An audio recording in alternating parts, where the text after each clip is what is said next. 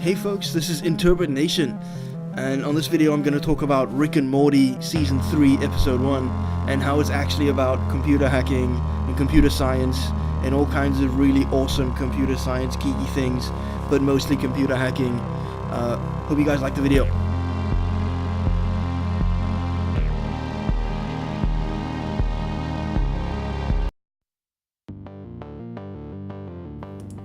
So, opening scene, Rick is in something called a brainalyzer. Now the reason this is pretty cool is because it actually references some pretty cutting edge research going on in computer science in a field called brain-to-computer interface. And they're actually getting computers to respond to thoughts. And one really cool project in this field, they actually managed to get people to share a brain to accomplish a task.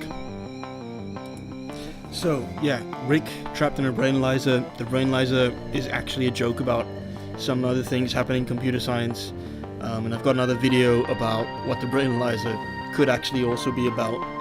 But Rick is trapped in the brainalyzer and he's got to get out of prison.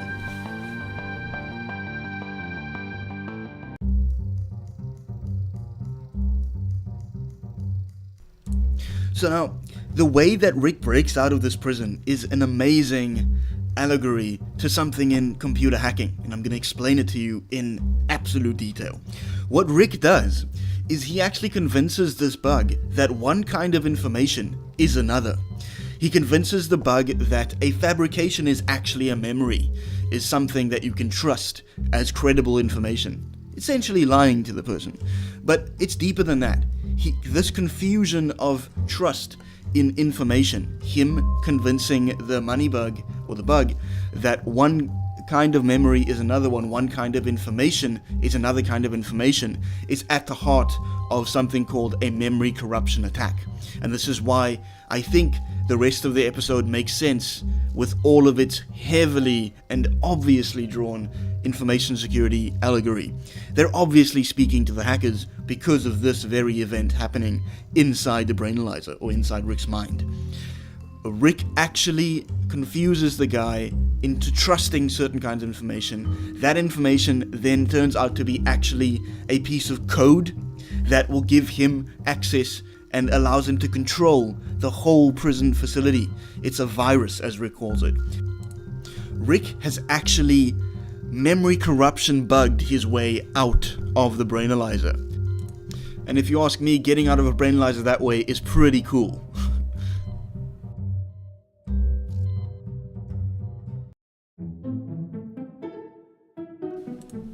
So Rick gets out of the brainalyzer.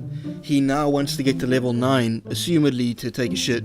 What he's actually doing is something called social engineering. He's actually using the excuse to get to level 9 and get the level 9 password. That's obvious to us in the scene. But before he can do that, he's obviously interrupted by the Council of Ricks, SEAL Team Ricks. And what he does next is actually also something pretty common in information security and computer hacking. He actually hijacks somebody's session, essentially. He's attacked by the SEAL Team Ricks, and knowing the brainalyzer allows you to swap brains, he actually swaps with one of the SEAL Team Ricks, convincing them he's one of them.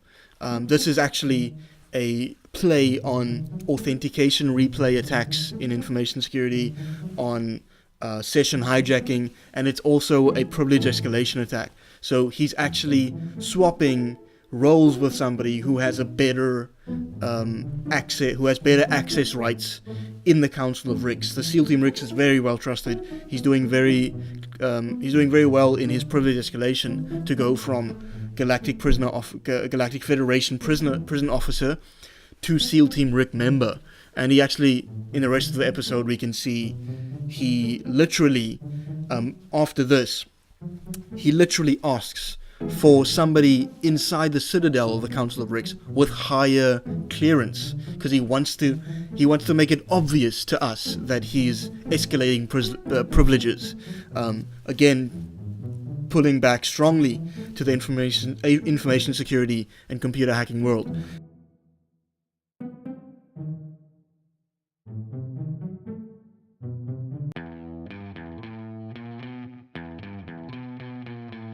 Now, I've got to sort of say something about this scene that also reminds me very strongly of the computer hacking world, of its history, of its culture, and you'll see it in a second.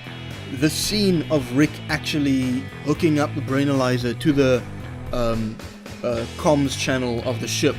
This is already what he's doing is called phone phreaking, hardware hacking. He's literally, I mean, you don't have to come from the computer hacking world to know what he's doing is hacking the comm system of the satellite, or of the ship that he's in. But what is amazing is actually the armor of the SEAL Team Ricks, and then because of that, his armor in the scene. Now, if you look at that picture next to what is the banner of the DEF CON site, and by the way, DEF CON is one of the biggest computer hacking conferences on Earth. All the best hackers from everywhere go there, and that's why I haven't showed up yet. But he actually looks very similar to this person in the DEF CON imagery. I think it's too coincidental for that to be random chance. And if it is random chance, it's still amazing.